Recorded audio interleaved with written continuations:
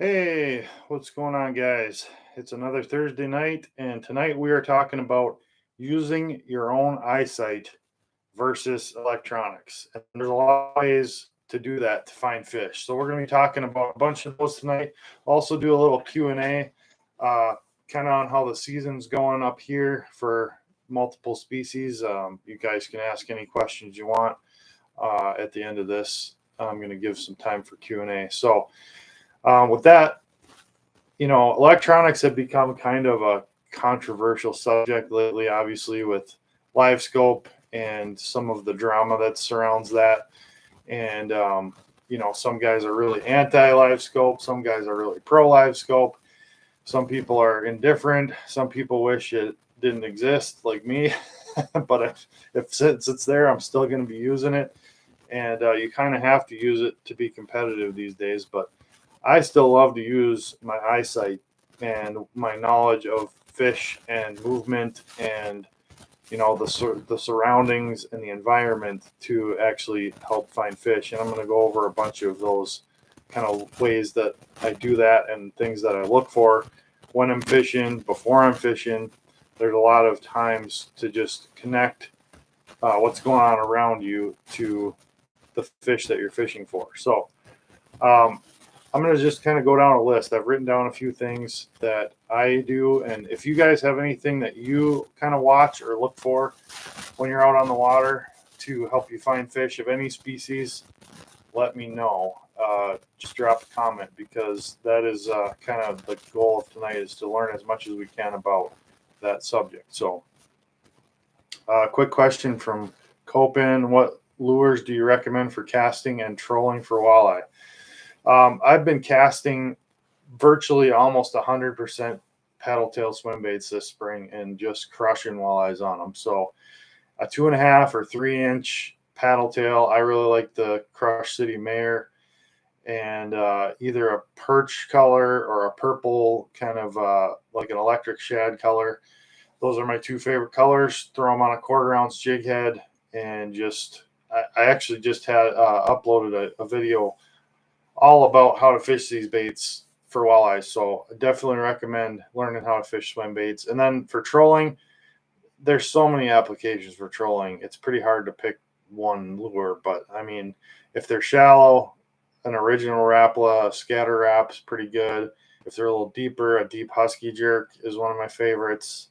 And if they're real deep, then you might want to go to something a little bit with a bigger lip on it.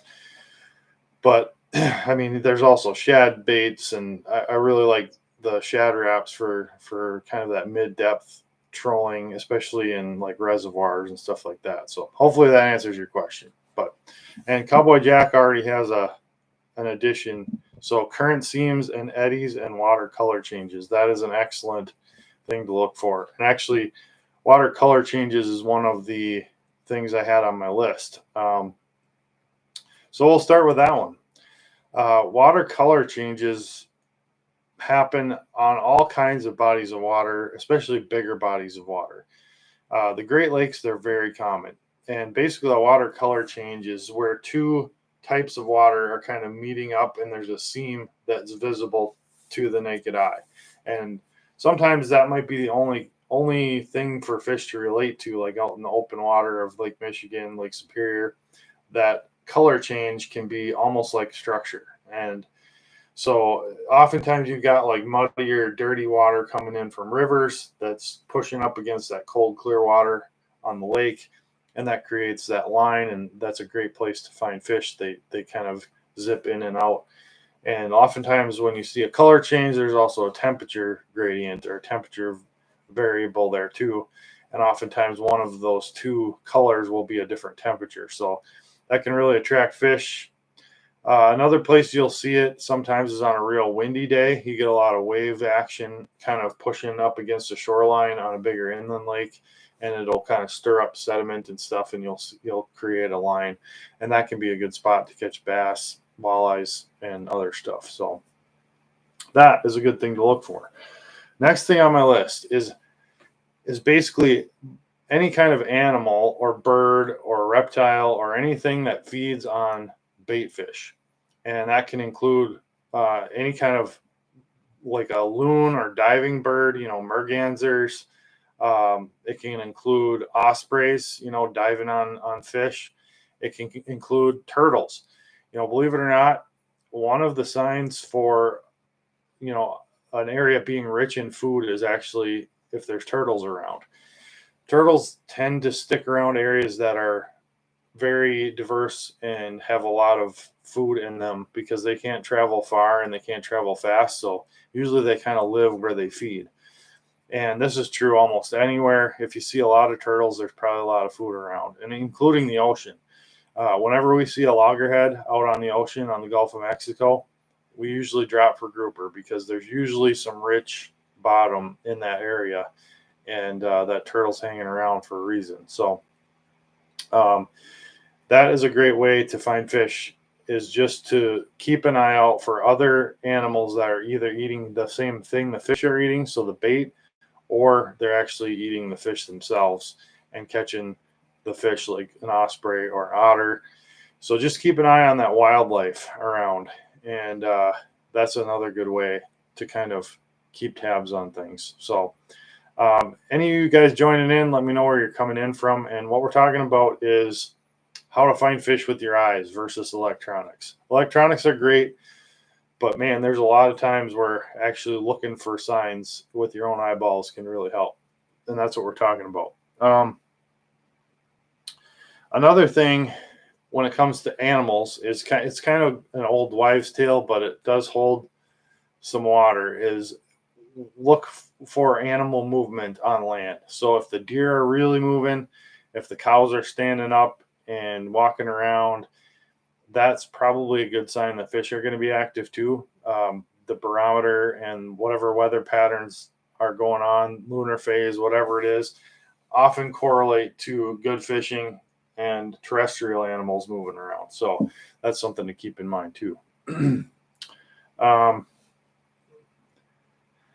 Obviously, another one on my list is actually looking for the fish themselves. And I did some of this today, actually. So it was kind of a windy day, but I was able to get on a calm side of the lake and do some sight fishing. This is my favorite time of year to sight fish because everything's shallow. And a good pair of sunglasses, polarized sunglasses, I use Relevant. They're excellent for seeing into the water. And you can see so much this time of year. In fact, when I got to the lake today, I just put the trolling motor on high and I just literally cruised around about half the lake just looking. I didn't even turn my electronics on. I just simply looked for fish. And then I went back and started picking off fish in all the areas where I had seen them. And I do that a lot, especially this time of year. It's one of my favorite ways to fish, by actually visually finding fish in shallow water. And this can work for bass especially, and panfish. Those are the two primary species. But honestly, I've done it a lot for walleyes as well.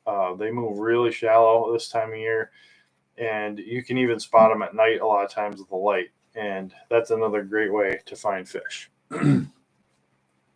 Yeah, for waterfowl too. Yep, Copen says I've heard the same thing for waterfowl. Yeah, if other animals are moving around, the ducks are probably moving too.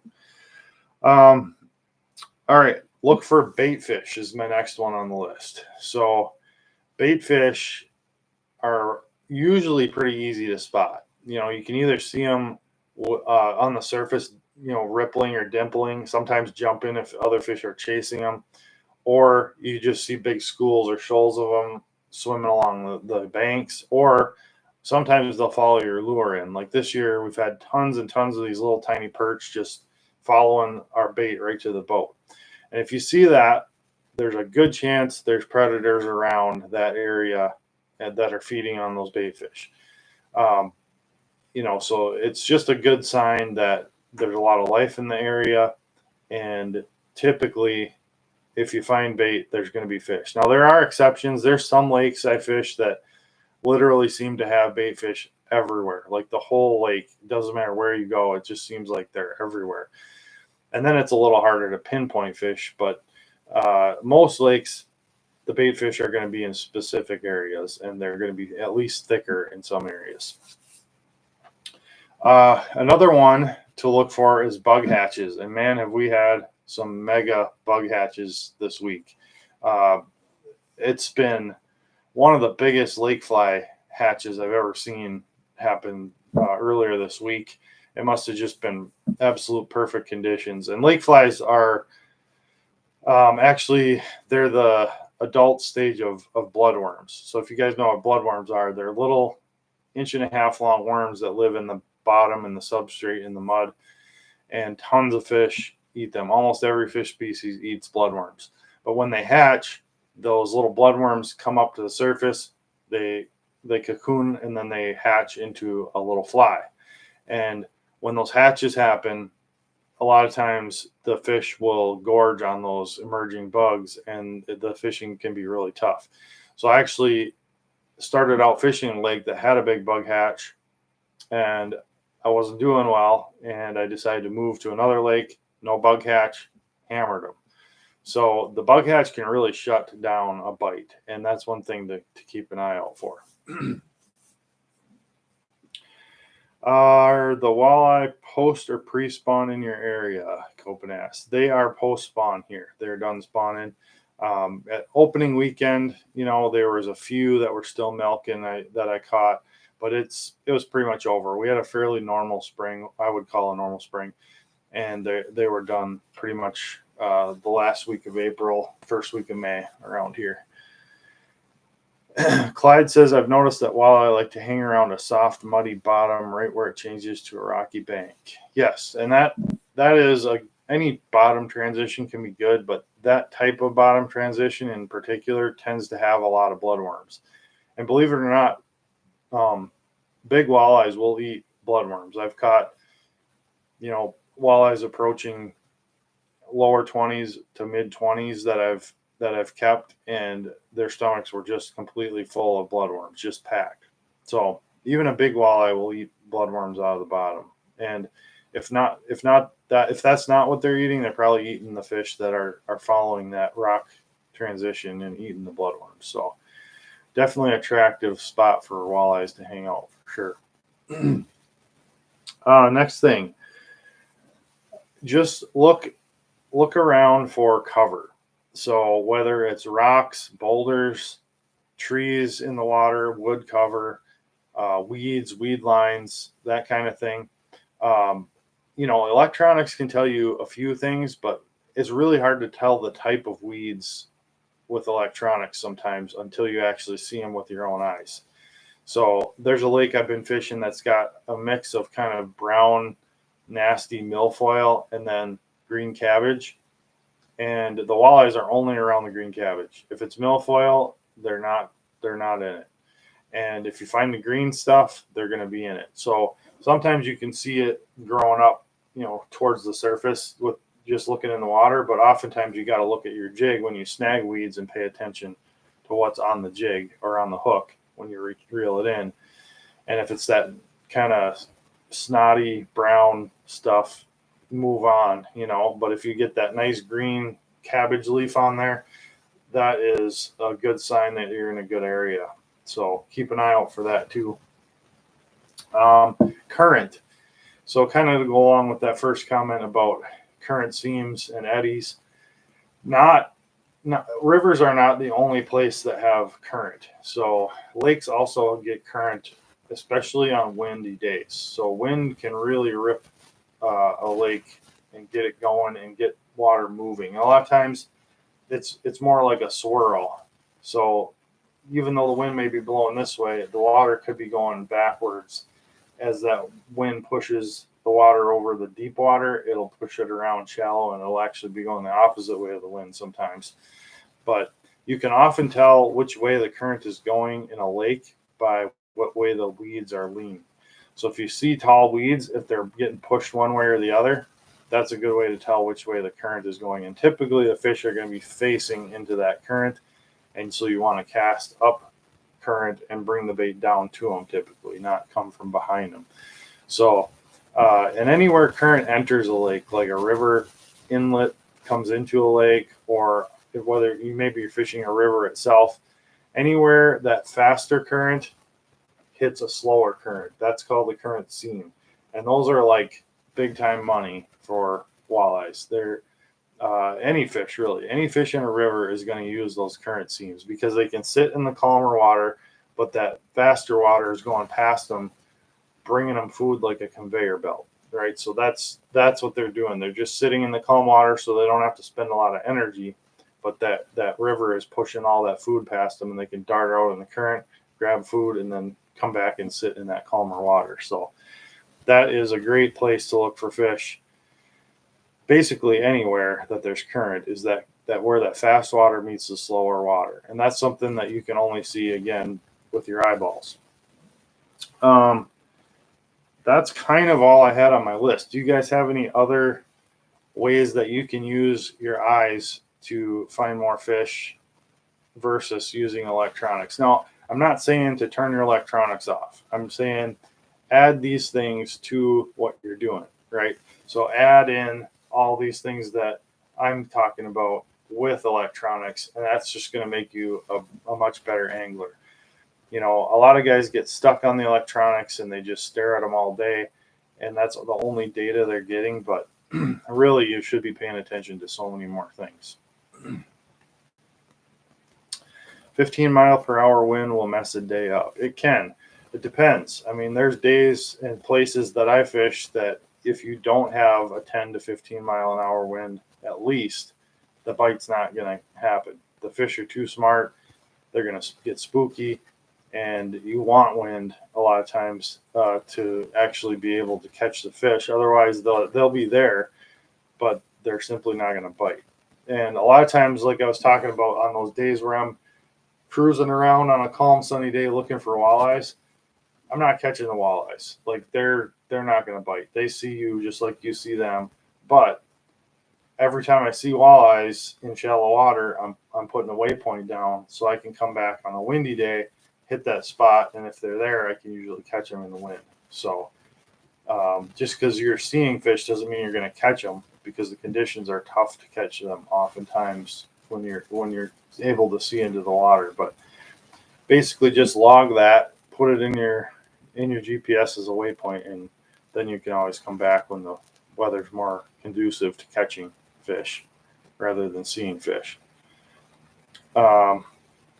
Yeah, any questions? I've got a little time for Q&A here too, but if you guys have anything more to add to that, or any questions in general for me on how the bite's been up here, what's happening as far as weather. We got a big front push through today, so big storms.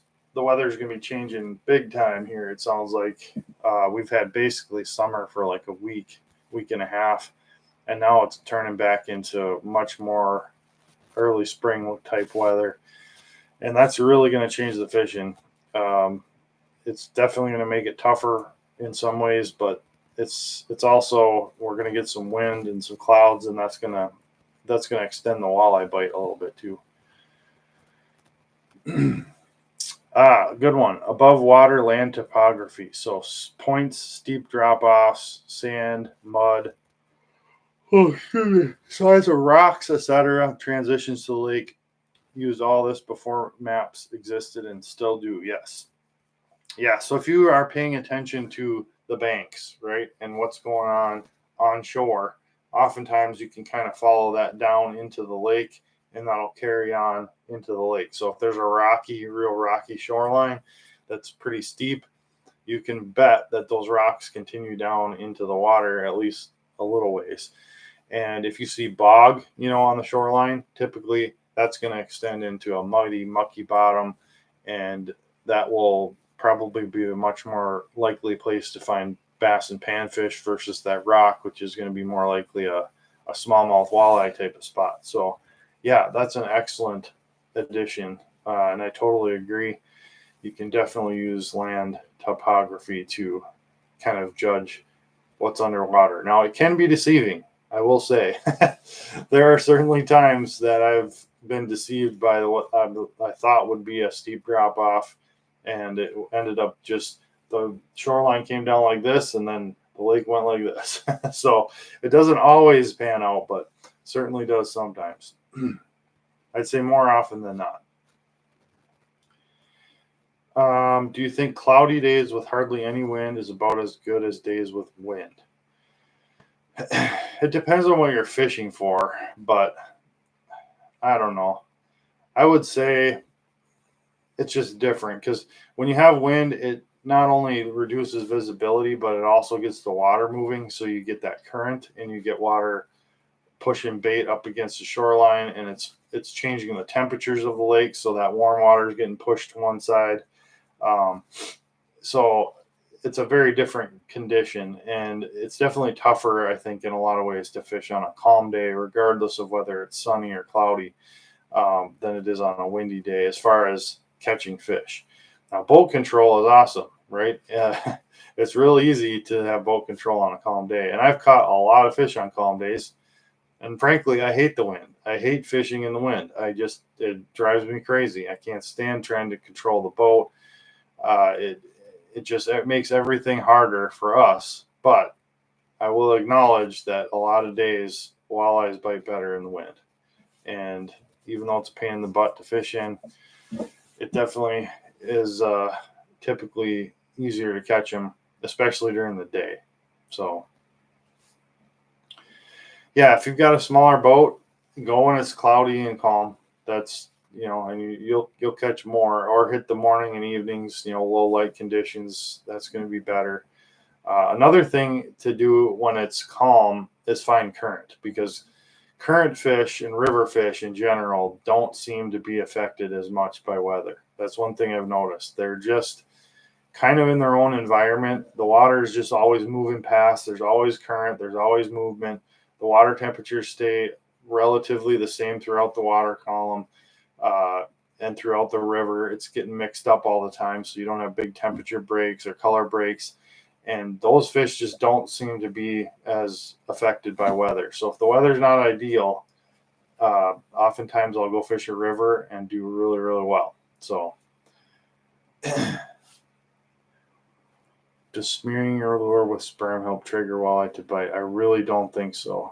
And I wouldn't recommend trying it. I'd get some billy rub instead. That stuff actually works. And it stays on the bait. I'm not sure if sperm would stay on the bait. Really random question, but yeah. So very good question, though. What do you do if you have a smaller boat? Yeah, I would tend to, like, I have a kayak, and I rarely fish big water in a kayak, even on a calm day. I usually take that kayak to places that don't get a lot of pressure, or to somewhere that has current. So that's what I would do. Like, find a lake that you can fish with maybe a bad landing that bigger boats can't get into, or launch it in a river, run up a river from a lake. I've done that quite a bit in a smaller boat. So sometimes those inlet rivers where they come into a lake, you can only get a small boat up from the lake and up in there. And man, in the middle of summer, especially, like, that cooler river water coming into the lake can really hold a lot of fish that push up in there. And we've done really well fishing river inlets in the summertime. And again, those current fish just don't seem to be as bothered by the weather. Do you think walleye are kind of like geese, where they bite or feed in the mornings and at night? Yes, absolutely. Especially up here. I mean, we have a really clear water up here, and typically the more clear the water, the more likely the walleyes are going to be low light feeders. I mean, they're night feeders. Their eyeballs are shiny like that for a reason. It's like a cat. That tapetum reflects the light, and it helps them gather light, so they can see really, really well in the dark and in low light conditions compared to other fish, which gives them an advantage over the prey that they're chasing. So they have, just by biology, they have an advantage to basically hunting in low light. Now, the murkier the water, the more daytime bite you typically have. And then wind and all those other factors, clouds, those all come into play as well. But, on a dark water lake, I can go out and catch walleyes all day long because they're feeding efficiently. But in a super clear fishery where walleyes are not the fastest, they're not the best at camouflage, they're not ambush predators like bass or pike. They feed differently. So if they don't have the sight advantage over the bait fish that they're chasing, a lot of times they just wait until morning or evening when that photo period is just right, and then that's what the best time for them to feed because they feed most efficiently. So it's just a matter of what kind of water you're fishing and kind of what they're eating too. If they're eating bugs, they don't have to chase them. A lot of times they'll feed all day on bugs because they don't have to hide from them. They're not hard to catch, so they're not trying to get away. They don't have to sneak up on them, and so it's just kind of common sense when you start thinking about if you were a walleye, what would you do, right? But good question. Good question. And there's lakes up here that honestly you almost can't ever catch walleyes during daylight. Like it's a half-hour bite window, morning and evening. You can catch them at night, but once that sun comes up, it's pretty much over. Like it's a waste of time at that point in some of these lakes. So yeah, I have been fishing dark water during the day and crushing them, and I've really struggled on the clear lakes lately during the day. So good question though. Any other questions on walleyes? Any other species as far as bite reports, anything like that? Anything to add to our conversation about using your eyesight? I think I covered everything on my notes here. Yeah, pretty much.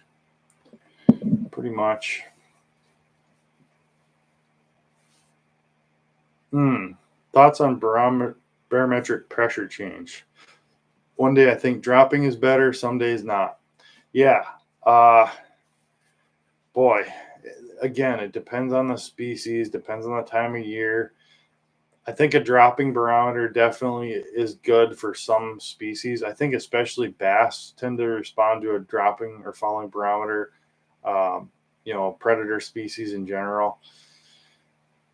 Now, panfish, I have done the best on panfish like crappies and bluegills on a steady weather pattern. So, pretty even. If you can get like 2 or 3 days of very little barometric change, that tends to be the best panfish fishing for me. I don't feel like they like that barometric pressure changing as much. And oftentimes, I think it's just for the predator fish, it's barometric pressure movement. If it's a moving barometer, whether it's going up or going down, I've had some great fishing post front when that barometer starts coming back up again, and that high pressure starts moving in. But once it settles in, that's usually when you have a couple tough days. So after a storm front, like the day after, as it's rising, I've done pretty dang well still. Usually it's windy. It can be colder, temps drop, but the fishing can be excellent post cold front right away. But then the longer it gets into that high pressure, for a day or two, it can be really, really tough. And then once it evens out again, the fishing tends to pick up again. So, but yeah, a lot of people think fishing before a storm is the only time that it's really good. I've found that fishing directly after a storm tends to be really good fishing. What are my thoughts on the Berkeley flicker shad? Well, I've used them for sure. I'm now sponsored by Rapala, so I'm using shad wraps, which are similar.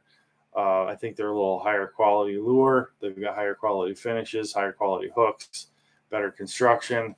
So I've switched to the Rapala shad wrap for the most part. But before I was sponsored by Rapala, I definitely used flicker shads, and they were great, especially if you're on a budget and you're fishing a snaggy area and you're losing a lot of lures.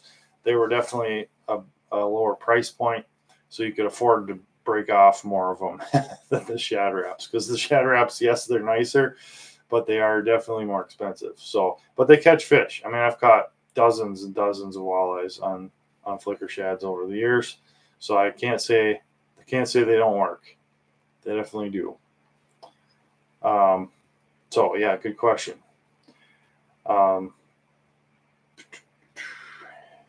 Yes. Yeah, Rappala's been a good sponsor. They've got a lot of good stuff. A lot of good, not only lures and tackle, but tools, knives, measuring equipment, scales, pliers, knives, or pliers and scissors. Lots of good quality stuff. What size hook do I recommend for walleye drop shot? I would say number 6 typically is what I'm using for walleyes on a drop shot. Number 6 or number 4. Depends on the bait I'm using. Crawlers, leeches, that's a number 6 for me. When I'm going with a little bulkier plastics on a drop shot for walleyes, then I might bump it up to a 4, or if I'm using minnows. But I'd say a number 6 about 80% of the time. Yeah, good question though. Any other questions? Give it a couple more minutes here. It was a good conversation though, good chat. Finally made it. I've been so stinking busy. I've been a little late for a couple of these, but I finally was pretty much on time tonight. So I'll try and do this. I'm trying to do these every Thursday at around 9 o'clock. So that kind of gives people a little bit of a report before the weekend. And it's Friday nights are usually busy for everybody. So I try and do them Thursdays. Last week I didn't quite get there till Friday, but I'm going to try and keep it more consistent this summer. Do I fish tournaments? I have not fished any this year. I've fished a lot of tournaments in years past. I've been on not like major tournaments, but local bass leagues and walleye tournaments and stuff like that. I've won several, quite a few of them. My partner Dan and I used to fish together a lot. He was my tournament partner, and he's a good angler too, and we had a good team. But with the YouTube thing, I've just been focusing on that so much lately. I haven't fished tournaments much, and now that I'm full time on YouTube, I'm doing most of my fishing during the week because it's my job. So like all these tournaments are on nights and weekends when I'm doing stuff with my family typically. So it's tough to break away and do many of them right now, but I definitely would like to get into a few more. How's the crappie bite? Oh, the crappie bite is on fire. I mean, the crappies are full spawn right now, or they're pre-spawn on the bigger lakes. And yeah, it's been pretty phenomenal, honestly. Don't know what the weather change is going to do. I would guess it's going to put a kibosh on the good crappie fishing for a little bit till the weather starts evening out again. But it has been very good. Up shallow, shallow weeds, any kind of shallow cover, wood cover. They've been in, 3 feet or less quite a bit. So does Rapala make anything for bottom bouncing rigs? I don't think they make like the actual bottom bouncers. No, I don't believe so. They make baits you can put on them for sure. The VMC is owned by Rapala, and they have some really nice spinner rigs that you can put on bottom bouncers. But I don't think that Rapala makes any actual bottom bouncers that I'm aware of. Do you match your fluorocarbon leader to braid same poundage? No. Sometimes I will, but that is not a factor for me. I don't try to do it. I think of them as 2 separate pieces to a system, and my leader is typically tuned to whatever bait I'm fishing and the water conditions and the fish I'm chasing. My braid is typically tuned more to my rod that I'm fishing with. So I'm going to set up a rod to do typically a few different things. Like I might have one rod set up for Ned rigs, walleye jigs, and, maybe like a drop shot, right? I can use the same rod for all 3 of those: medium light, extra fast, 6'10", 7 foot. So I'm going to rig that up with like 10 or 15 pound braid, because that's kind of a more of a finesse type fishing, medium finesse, I would say, not ultra finesse. But I'd rather go a little heavier on the braid. Now, if I'm fishing finesse, say I'm fishing Ned rigs in really ultra clear water for smallmouth, and I'll go down to like 6-pound leader with 15-pound braid, no problem.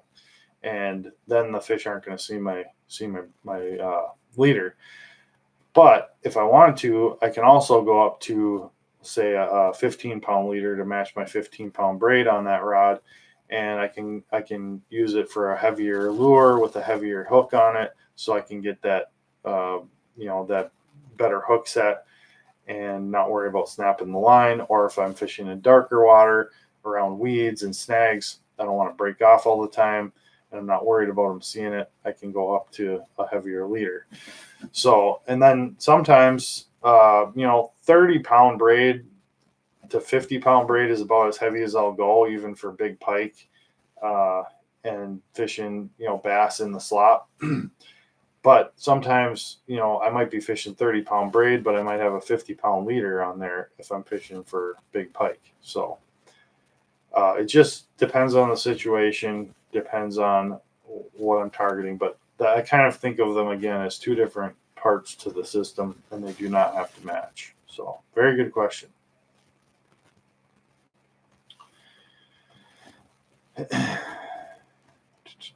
Yeah, in recent years, flicker shads have started to get closer to the price of the original Rapala. Yeah, the flicker shads have gone up, and they are made in China, so expect them to go up more. With the tariffs, that's really going to affect the fishing industry. There is going to be a lot of price changes if those tariffs don't come off, and some things may not even be available.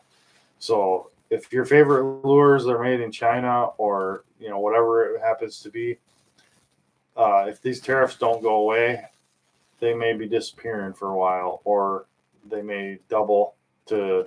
I think from what I understand, the China's tariffs, they're going to have to raise prices like 100% almost to cover the cost of the tariffs. So be ready for things to change in the fishing industry, because there is a lot of fishing products made in China, a lot.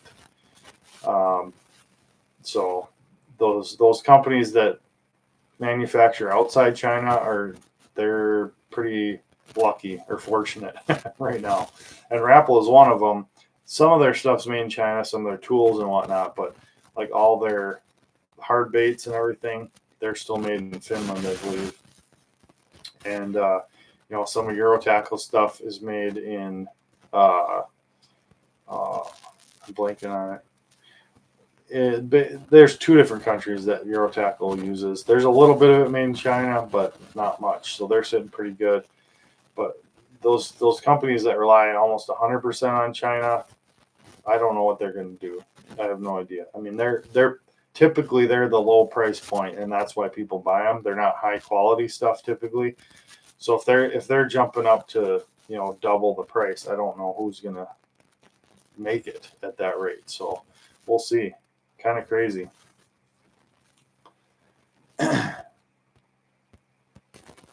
Okay, 30% on China at this time. So it has gone down, it sounds like. I know it was pushing 100, like over 100% for a while.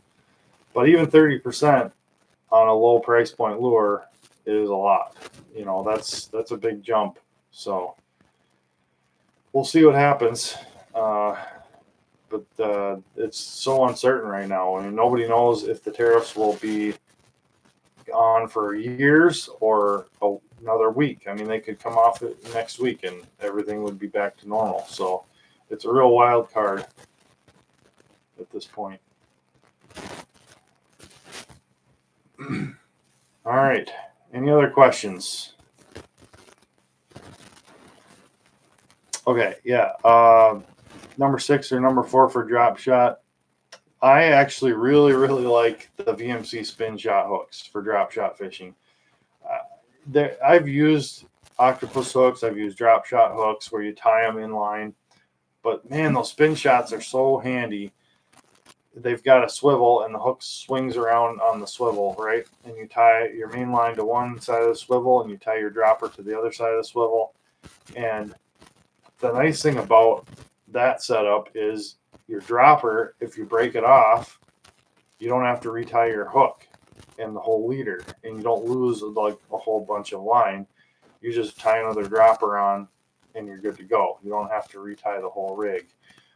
And so sometimes I'll break off 5-6 droppers and I'll have the same mainline leader because I don't have to retie the whole thing. So it's just a huge line saver. Now some people don't like the spin shot because it's got more swivel showing, and they think that bothers the fish in clear water, but I haven't experienced that. I've caught hundreds and hundreds of fish on those spin shot hooks and no problem. So I'm pretty much a fan of those. And they're very strong, very light wire, very strong hooks, like insanely strong. Never broke one as far as I can remember. For as light a wire as those hooks are, they will hold a big fish, and they're very good hooks. You can say you're happier with your Rapala hard baits. Yeah, I think they're more consistent for one thing. I think the flicker shads and some of the other cheaper ones, you get one that's great, and then the next one might run crooked. They're not consistent. Rapala, you put it in the water, it almost always out of the package is going to run right, which is nice. Okay.